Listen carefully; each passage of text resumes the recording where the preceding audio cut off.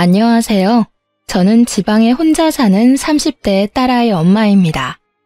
저는 직업상 고객의 이야기를 많이 듣는 편인데 그럴 때마다 듣는 이야기가 누군가의 불륜 이야기였어요. 고객들도 와서 수다 떨 때는 가까운 사람에게 하지 못한 이야기를 하곤 하거든요. 그럴 때마다 나와는 다른 세상의 일이라며 남 일 듣듯 했는데 이번에 제가 그런 일을 당하고 보니 정말 모든 사람에게 일어날 법한 흔한 일이구나 싶었어요. 그리고 그 사람들이 그런 이야기를 누군가에게 하고 싶어 하는 마음이 이해되더라고요. 그래서 저도 이번에 제 답답함을 풀기 위해서 사연 글을 통해서나마 제 이혼에 대한 이야기를 조금 꺼내보려 해요. 저에게는 남편이 있었어요. 크게 잘생기지도 않고 엄청 능력이 있지도 않은 평범한 남자였는데 활발하고 가벼운 성격이 장점인 사람이었죠. 제가 생각이 많고 좀 진중한 성격이었다 보니 남편의 그런 성격이 기분 전환에 도움이 많이 됐었거든요. 제가 끙끙거리며 고민으로 앓고 있을 때도 남편은 가볍게 저의 고민을 해소해주곤 했으니까요. 그런 면에서 저는 남편을 무척이나 고마운 사람이라고 생각했어요.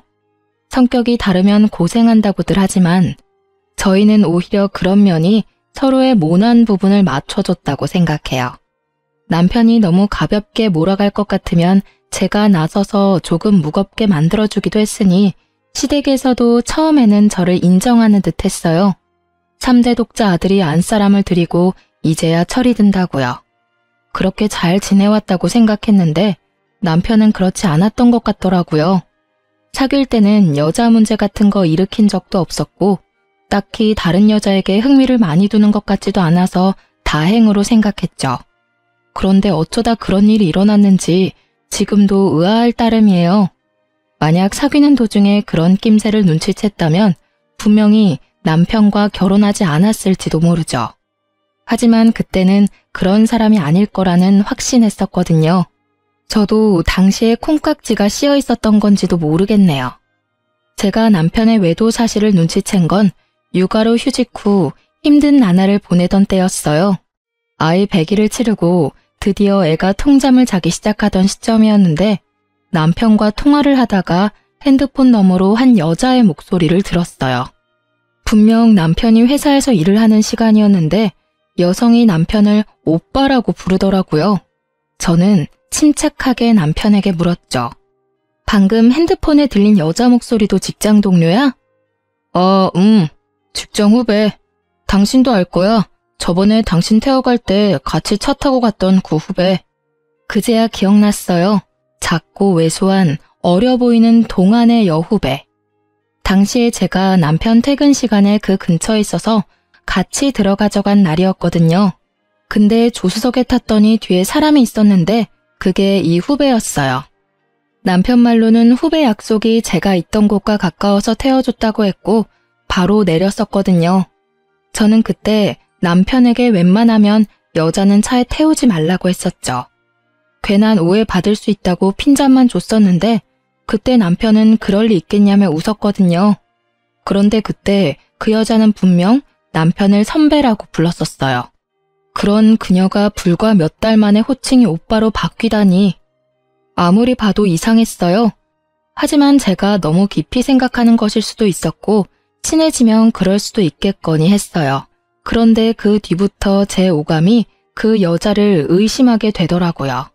그게 제 탓만은 아닌 게 그 여자가 남편과의 접점이 너무 많았거든요.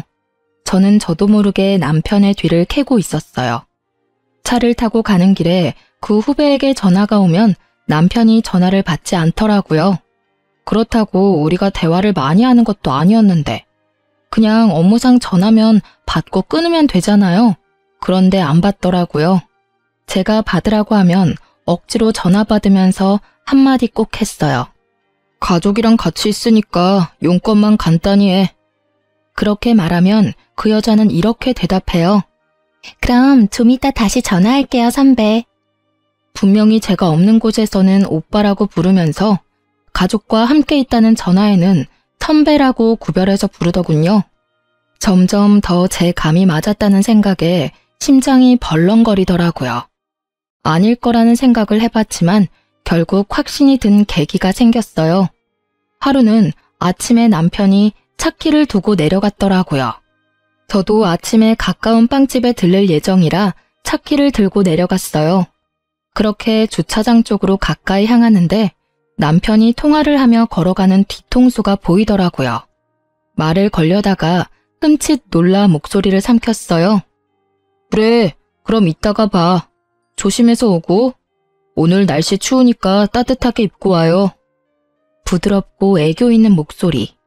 남편은 저와 연애할 때처럼 부드러운 목소리를 내고 있었어요. 누구에게 전화를 거는 걸까? 궁금한 마음이 들었지만 참았어요. 경거망동해서 일을 망치기 싫었거든요. 남편이 전화를 끊는 걸 보고는 이제야 남편을 확인한 것처럼 남편을 불렀어요. 여보, 차키! 남편은 눈에 띄게 놀라며 뒤를 돌아봤어요. 딱 봐도 심하게 놀란 모습에 저는 강한 확신이 들었어요. 여보, 내가 차키를 놔두고 왔어? 잊어버리고 다니지 말고 잘 다녀와. 일찍 와. 애가 아빠 몫을 잊어버리겠다. 저는 최선을 다한 평정심으로 남편을 보내줬어요. 하지만 그날 내내 꼬리를 무는 의심으로 너무 힘들었어요. 저녁 때쯤에는 두통으로 머리가 너무 안 좋았죠. 아침에 그 일이 있어서 그런지 그날 남편은 일찍 돌아왔더라고요. 남편을 샤워 먼저 하도록 한 뒤에 저는 남편이 탁자에 둔 전화기를 확인했어요. 남편은 평소에도 잠금을 걸어두지 않거든요. 안을 살펴보니 깨끗하더라고요. 사진도 없고 카톡 내용도 없고 문자도 없었어요. 그 여자와 전화한 적도 없었죠. 하지만 저는 확신했어요. 남편이 그 여자와 바람을 피고 있다는 사실을요. 흔적이 없었는데 어떻게 알았냐고요? 전화를 한 흔적이 없었거든요. 그날 아침에 분명히 출근 시간에 통화하는 걸 봤는데 통화 기록이 사라진 상태이더라고요. 딱 그 시간 것만. 있어야 할 통화 내역이 없다면 그건 남편이 지운 거겠죠. 남편이 나오자마자 저는 남편에게 말했어요. 당신 바람 피우는 거 맞지? 무슨 소리야. 나 그런 거 안 해. 못 믿겠으면 내 핸드폰 확인해봐. 나 전혀 그런 거 없다니까.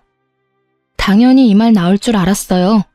핸드폰에 잠금을 걸지 않는다는 건 자신이 당당하다는 걸 보여주고 싶어 하는 거잖아요. 자기가 떳떳하지 못하니 일부러 떳떳한 척 하는 거고. 문제의 소지가 될 만한 내용은 다 지웠을 테니까요. 한 가지만 확인해 볼게. 제가 통화 기록을 확인하는데도 남편은 편안한 얼굴이더라고요. 거기에 걸릴 건 없다는 거겠죠. 이상하네. 아무것도 없어. 그러게 아무것도 없다고 했잖아. 나 못 믿어? 나 그렇게 나쁜 놈 아니야. 그 후배도 진짜 후배일 뿐이고. 그러니까 내 말은 당신이 아침에 통화한 그 내역이 없다고. 제 말에 허를 찔린 듯 남편이 입을 못 열더라고요. 당신이 그렇게 부드러운 목소리로 통화하는 걸 봤는데 통화 목록에는 아무것도 없어. 그 통화 기록은 어디로 갔을까? 당연히 지웠겠지? 여기까지 말하자 남편이 바로 무릎을 꿇더라고요. 여보, 그거는 내가 잘못했어. 무슨 정신으로 그런 짓을 했는지는 모르겠지만 정말로 내가 잘못한 일이야. 미안해, 여보. 나는 오늘 이걸 확인하기 전까지 계속 의심했어. 그리고 계속 고민했지. 아니기를 바라면서. 당신 도대체 생각이 있는 사람이야? 아침 저녁으로 당신 애 보면서 다른 여자 만날 생각이 드니? 언제부터 그 여자랑 이런 사이 된 거야? 얼마 안 됐어. 정말이야. 믿어줘. 너 같으면 믿을 수 있겠어? 내가 왜 당신을 믿어야 하는데? 나한테 용서를 구하고 싶으면 지금 당장 그 여자랑 헤어지고 그 회사에서도 나와. 여보, 그 여자랑은 당신 보는 앞에서 당장 헤어질 수 있어. 그치만 일은 아니잖아. 당장 내가 퇴직하면 바로 일 구할 수 있는 것도 아닌데 그건 좀 봐줘. 응? 솔직히 남편과 그 여자를 당장 떼어놓고 싶었지만 회사라는 건 그렇게 쉽지 않은 문제고 나가더라도 그 여자가 나가야지 남편이 나가는 건 싫었어요. 애도 아직 어리니 아빠의 경제력이 필요하기도 했고요. 그래서 저는 남편에게 일거수일투족 감시당해도 당연하게 생각하라고 했어요. 그랬더니 남편이 알겠다고 자기가 그런 행동한 게 맞으니 당연히 제가 하라는 대로 뭐든 하겠다고 하더라고요. 그렇게 남편을 교육하고 시모에게 조용히 알렸어요. 남편이 외도했다는 것을요. 그랬더니 시모가 제게 그러더라고요. 네가 마음고생이 많다며 위로해줬어요. 솔직히 팔이 안으로 굽는다는 생각에 말 안 하려 하다가 했는데 이런 반응이라 시모에게 더 미안한 마음이 들었거든요. 그런데 며칠 뒤에 명절에 시댁 갔다가 시모가 누군가와 밖에서 전화통화하는 걸 듣게 됐어요. 그래, 정말 우리 며느리 너무하지 않니? 우리 아들이 바람 피운 게 모두 아들 탓만은 아니잖아. 그러게 애 낳고도 좀 꾸미고 살고 남편한테 살갑게 대했으면 우리 아들이 바람을 피웠겠냐고. 정말 내가 며느리한테 그 이야기 듣는데 화가 나 죽는 줄 알았어. 그렇다고 바람난 게 자랑은 아니니 위로하긴 했지만 나중에 생각하니까 더 화나는 거 있지? 누구랑 통화하는지는 알고 싶지도 않았어요. 그냥 겉으로는 저를 위로하는 척하면서 속으로는 저를 향해 칼을 갈고 있던 시모만 눈에 보였죠. 역시 팔이 안으로 굽는 게 맞다는 생각을 하며 이번에 모른 척 해야 했어요. 남편과 그 일을 정리했으니까 그것 가지고 또 일을 벌일 수는 없잖아요. 그렇지만 이미 그때 제 마음속에는 이혼에 대한 마음이 싹 트여버리고 말았죠. 남편의 외도를 알고도 이혼하지 않는 사람은 생각보다 많아요. 그리고 상간녀를 알고도 넘어가는 사람도 많죠. 처음에 그런 이야기를 들었을 때 어떻게 같이 살 수 있겠나 싶은 마음이었는데 제가 당해보니 그 마음이 100번 이해가 되더라고요. 남편의 외도가 주는 스트레스는 어마어마한데 그것을 참아야 할 이유 또한 존재하는 거죠. 아이가 아빠 없이 살 미래가 걱정되고 혼자 경제활동하며 육아하는 것도 걱정되고 이혼이라는 낙인이 찍히면 하자 있는 인간처럼 보일까봐 걱정되고 부모님이 아시면 얼마나 실망하실지 걱정되는 마음, 그리고 마지막은 내가 이혼해주면 자기들끼리 잘 살겠지 하는 그런 짜증도 있었고요. 저도 그런 생각에서 벗어날 수 없는 인간인지라 남편을 용서해주기로 하고서도 너무 힘든 날을 보냈어요.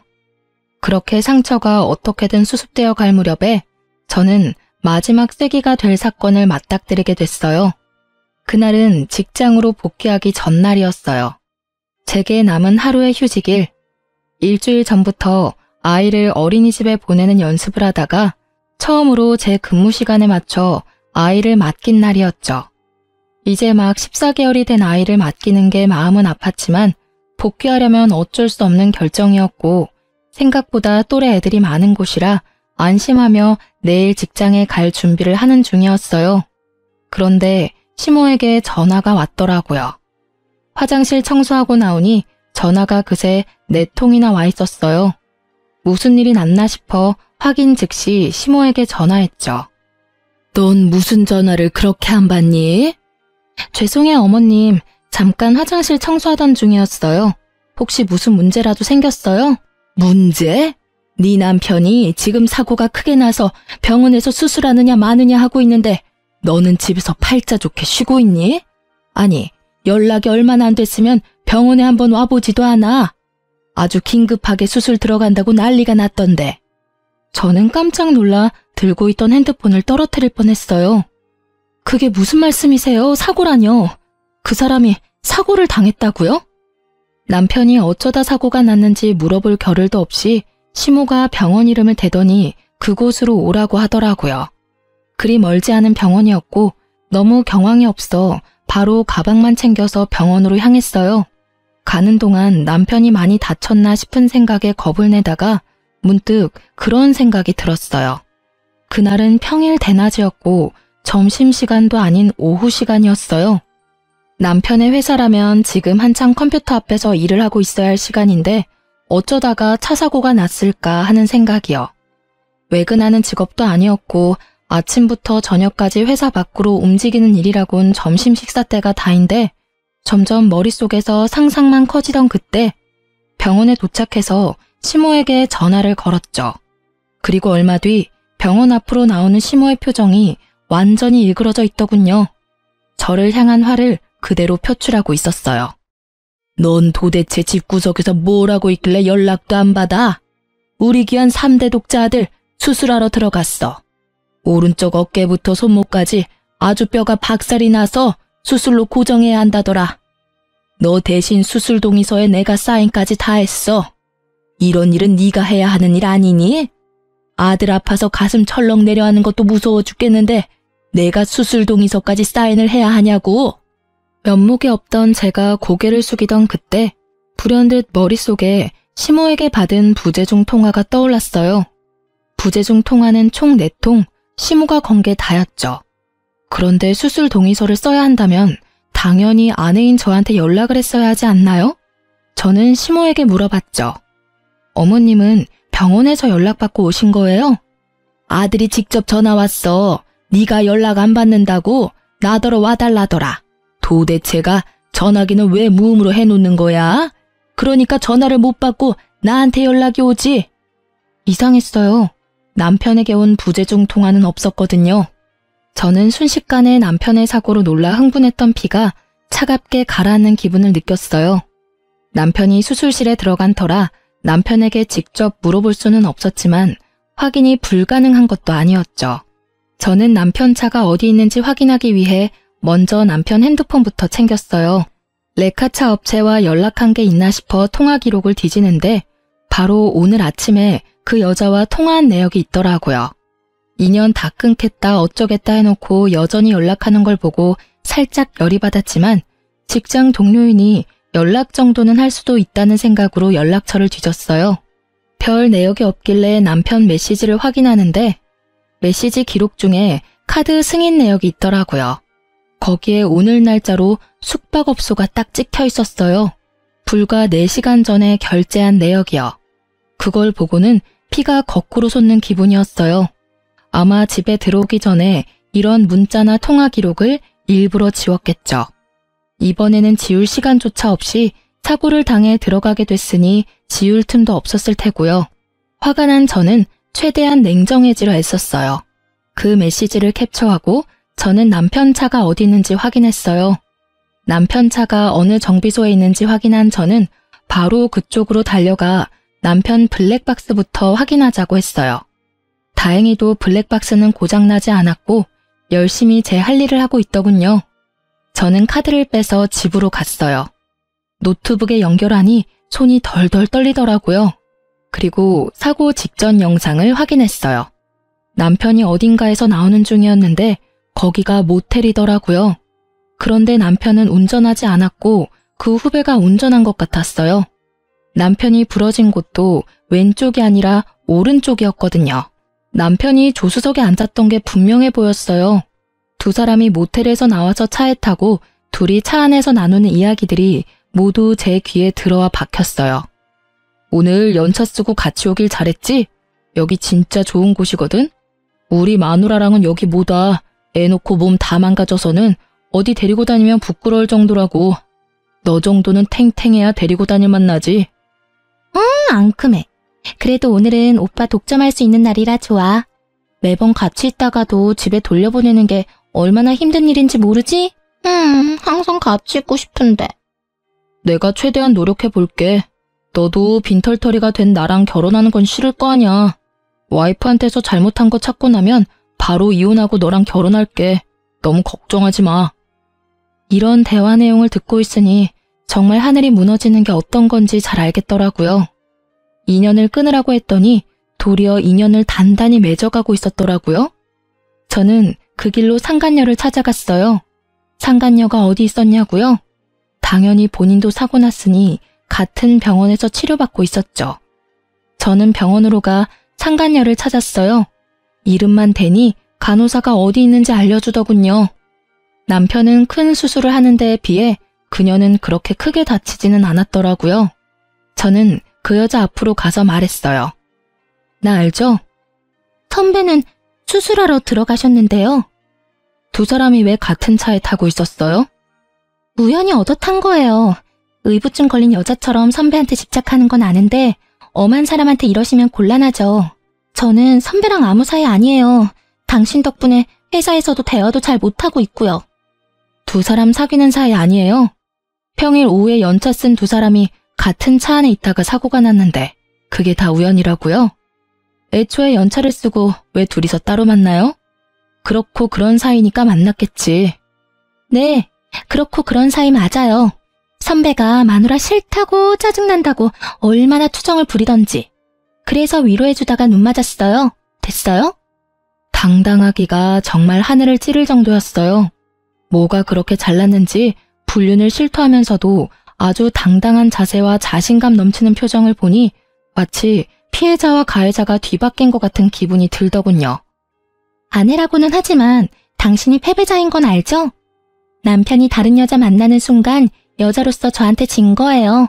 당신이 얼마나 매력이 없었는지 이제 아시겠어요? 제가 매력이 없는 건 맞는데 그래도 저와 남편은 법적으로 유효한 사이고 그쪽은 남편과 부정을 저지른 사이라는 건 잘 알죠?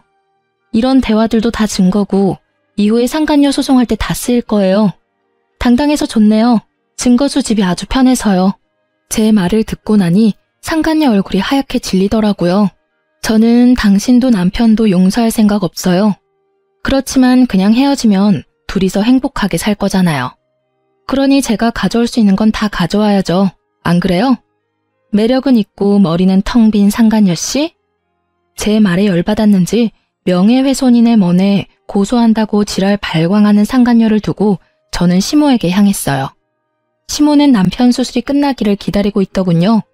저를 보자마자 시모의 막말이 또 시작됐어요. 수술 동의서 내가 쓰도록 한 건 네가 잘못한 거야. 어떻게 엄마에게 아들 수술 동의서를 쓰도록 만들어? 죄송하지만 그 사람 저한테 연락한 적 없어요. 사고 나고 연락한 거 어머님이 처음이자 마지막이더라고요. 네가 와이프인데 왜 나한테 전화를 해? 네가 잘못 본 거 아니니? 아니요, 잘못 본 거 아니고 남편이 어머님한테만 전화했더라고요. 그 사람 저 몰래 연차 쓰고 여자랑 놀러와서 모텔에서 나오다가 사고 났거든요. 뭐? 너 지금 우리 아들 없다고 말 막 지어서 하는 거니?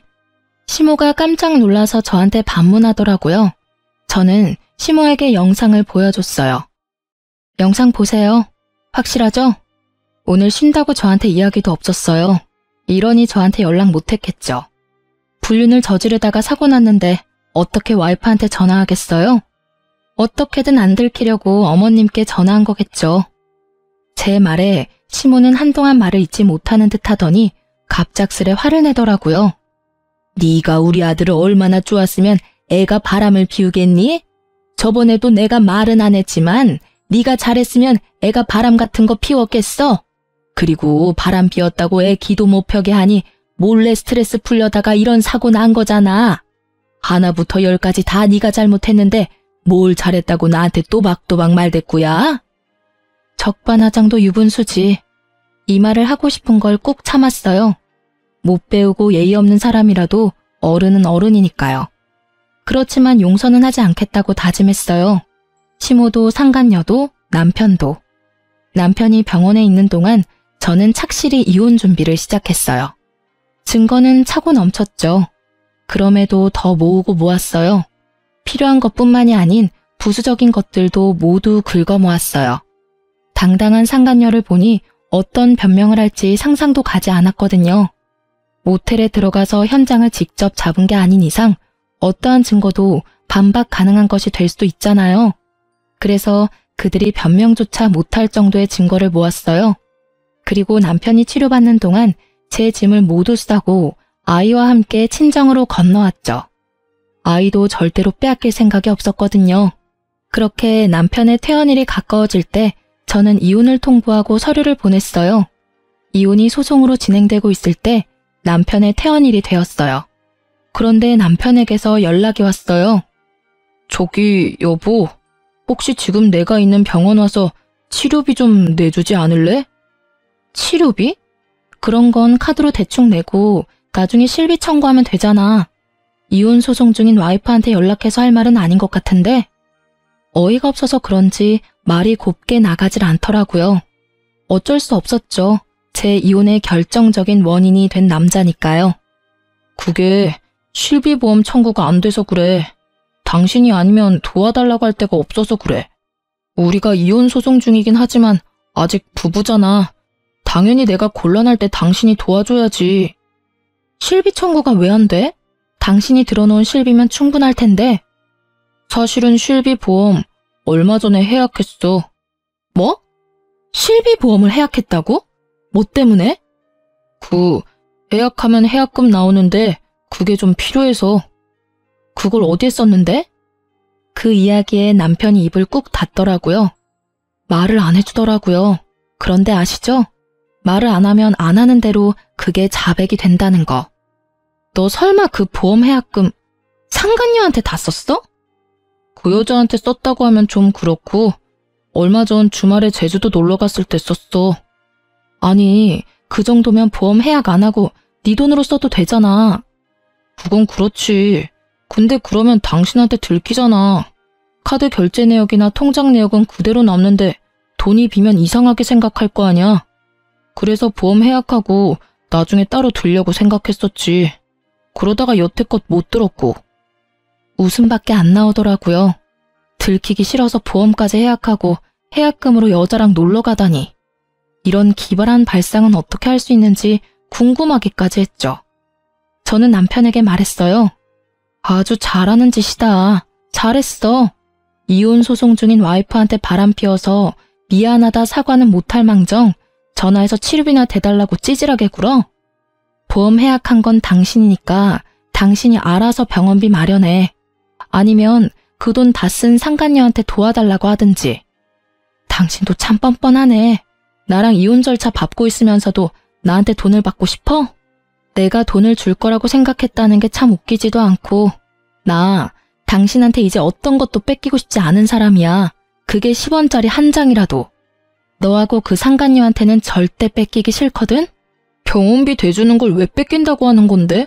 솔직히 바람 피운 게 아무리 잘못이라고 해도 내가 이렇게 아파서 죽을 것 같은데 와이프가 돼서 병문안 한 번을 안 오고 병원비도 내달라는 게 아니라 빌려달라는 거라고.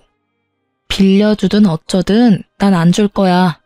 너 내가 정리하라고 한 여자랑 바람 피우다가 그렇게 된 거지? 그게 내 탓이야? 네 탓이지. 그 여자랑 만나지 않았으면 네가 그런 장소에서 사고를 당했을까? 전혀 아니지. 그 시간이었으면 일을 하고 있었겠지. 그리고 병문안? 내가 가면 좋겠어? 좋은 소리 안 나올 거 뻔한데. 네가 원하면 가서 욕이나 시원하게 한 판 해주고 올까? 어? 대답해봐. 진짜 사람 많은 데서 환자복 입고 욕 미어 터지게 받아먹게 해줘? 버럭거리는 제 목소리에 남편도 깜짝 놀랐는지 아니면 그제야 제정신을 차린 건지 버벅거리다 전화를 끊더라고요. 뻔뻔하기도 하지. 자기가 어떻게 사고가 났는데 저한테 돈을 빌려달래요? 제가 빌려주면 그걸 갚기는 하겠어요? 절대 그러지 않겠죠. 갚고 싶어도 상간녀가 옆에서 갚지 말라고 난리치겠죠. 안 봐도 눈에 훤하더라고요. 그렇게 속 터지는 대화를 하고 전화를 끊었는데 바로 직후에 시모가 연락이 왔더라고요. 이번에는 또 무슨 말도 안 되는 이야기로 제 속을 뒤집어지게 만들까 싶었는데 남편과 똑같은 이야기를 하더라고요. 며느라가 네가 얼마나 화가 났을지 잘 안다. 아들이 잘한 거 하나도 없는 것도 잘 알아. 그때 내가 너한테 화낸 거는 마음이 복잡해서 그랬어. 솔직히 발은 안으로 굽는다고 부모니까 어쩔 수 없었지. 아들이 반성할 시간을 좀 주면 어떻겠니? 지금 당장 이혼하는 건 너무하지 않니? 아픈 아들 조리해야 할 시기에 소송은 너무 힘들어. 그리고 병원비도 지금 제대로 다 못 내고 있는 지경이라 와이프인 네가 좀 부담을 해줬으면 싶구나. 아들 녀석 보험이 또 없다 하니. 어머님, 무슨 말씀하시는지 잘 알겠어요. 그런데 저도 참을 만큼 참았다고 생각하진 않으세요? 만약 어머님 딸이 저 같은 상황이었어도 그렇게 말씀하시겠어요? 바람난 남편 기껏 용서해줬더니 결국은 반성도 없이 바람난 여자 또 만나서 이번에는 사고까지 쳤는데 제가 왜 병원비까지 부담해야 하죠? 남편이 평소에 잘했다면 저도 남편에게 기회를 줄 수도 있었겠죠. 그런데 이미 제가 준 기회를 날려먹었잖아요. 그리고 저한테 들킬까봐 보험 해지하고 해지 환급금으로 여행이나 다니며 돈 펑펑 쓴 남편에게 뭘 도와줘요? 제가 돈이 썩어나가도 남편에게 줄 돈은 단 한 푼도 없어요. 이야기하고 나니 속이 어쩜 그렇게 후련하던지. 시모는 거의 악에 바친 듯 소리를 질러대는 제게 기가 막힌 것 같더군요. 하지만 이 상황에 아쉬운 건 시댁이거든요. 솔직히 시댁도 경제적으로 넉넉한 편이 아니었으니까 남편의 수술비와 치료비를 모두 감당하기에는 버거울 수밖에 없었어요. 그리고 남편이 해약한 보험은 한 개가 아니었거든요. 남편 이름으로 된 보험 총 4개를 다 해약했더라고요.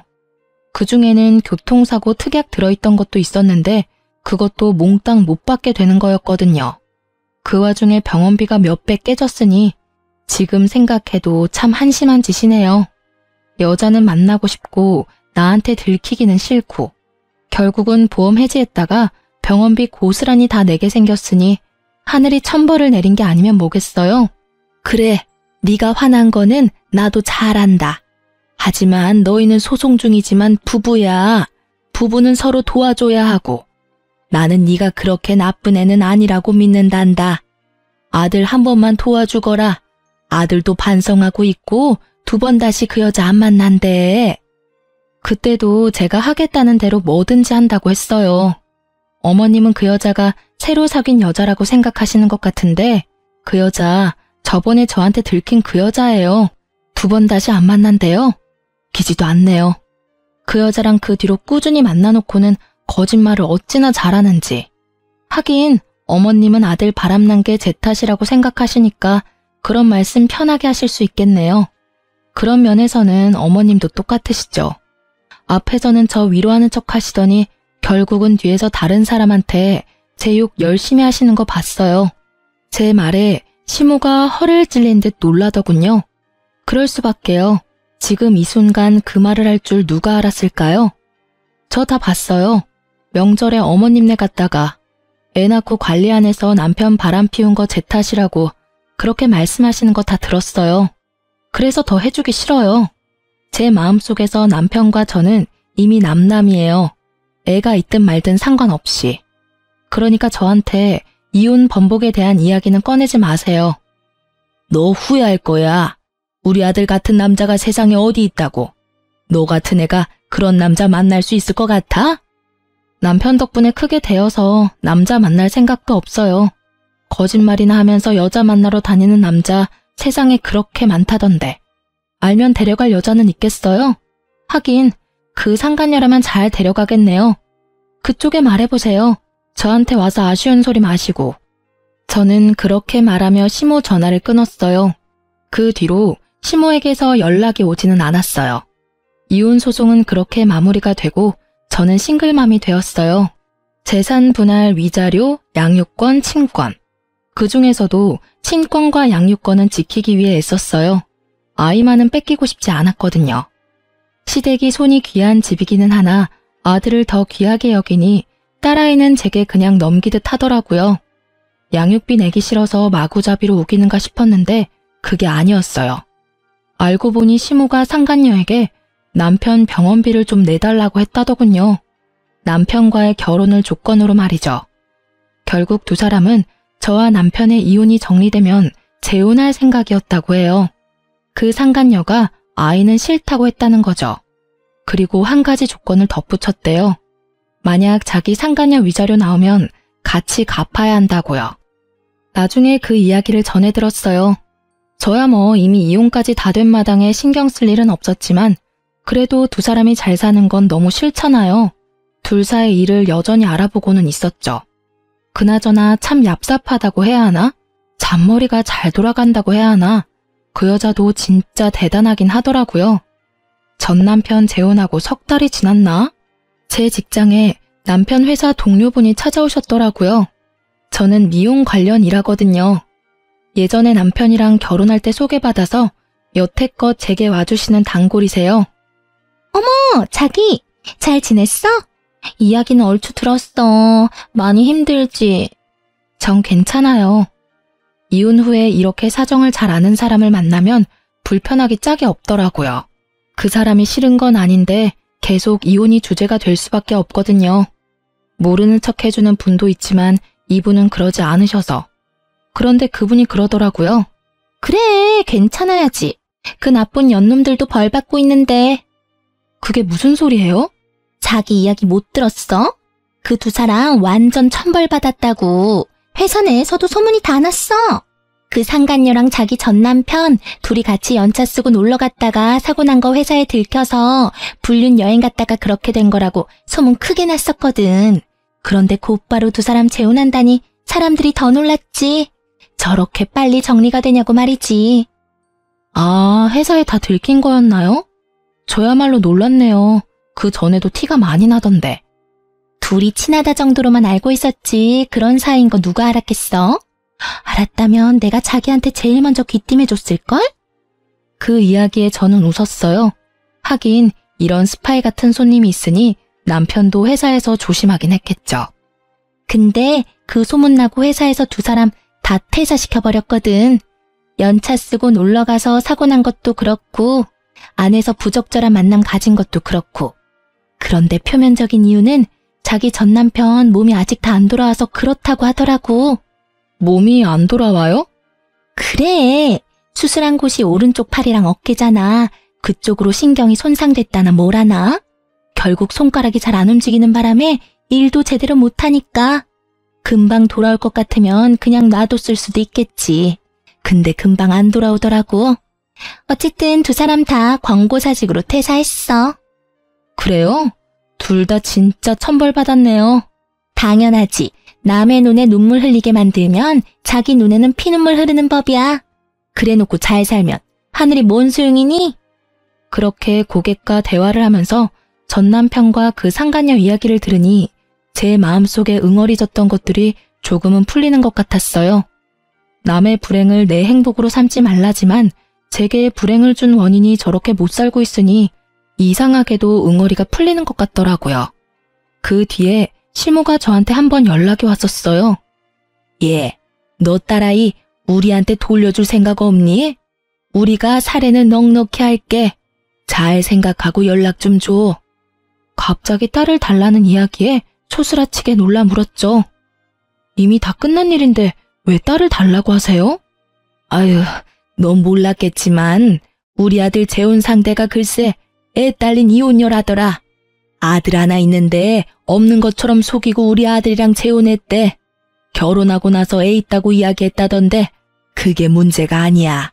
그 데리고 온 애는 남의 자식이잖니? 그러면 우리 집안 대를 이을 아들을 낳아줘야 하는데 이 미친년이 불임수술까지 해서 애 못 놓는다고 사람 환장하는 소리를 하잖아. 아니, 재혼하면서 애 없는 집에 오면서 아들 하나는 낳아줘야 정상 아니니? 옛날 생각을 가진 시모와 현대식 사고를 가진 상간녀의 대립이 생각보다 컸고 그 결과 우리 딸을 방패로 데리고 가고 싶은 모양이었어요. 생판 남의 자식한테 우리 전 재산 뺏기게 생겼으니 우리도 뭐라도 방어를 해야지. 대를 이을 아들만 생기면 손녀는 금방 돌려줄 테니까 잘 생각해보거라, 응? 생각하는 게 어찌나 저속한지 이야기 듣고 있는 동안에 귀가 썩는 것 같은 기분이 들었어요.